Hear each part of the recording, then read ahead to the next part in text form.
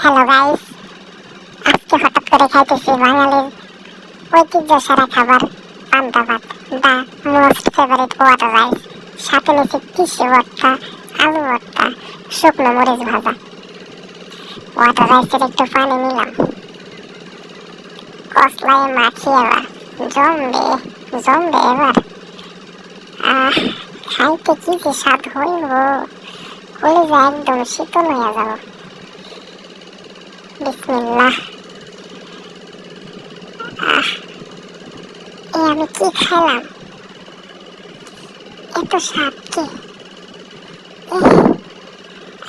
এত মজা, দারুণ তো। I love water rice.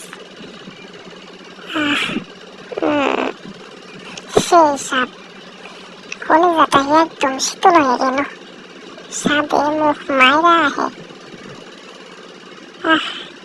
আমি কি খেলাম, দারুণ তো। আপনারা থাকেন, আগে উদর ভরাই। বাই বাই, বাই বাই, আবারও বাই বাই। খাবার আগে কথা নাই।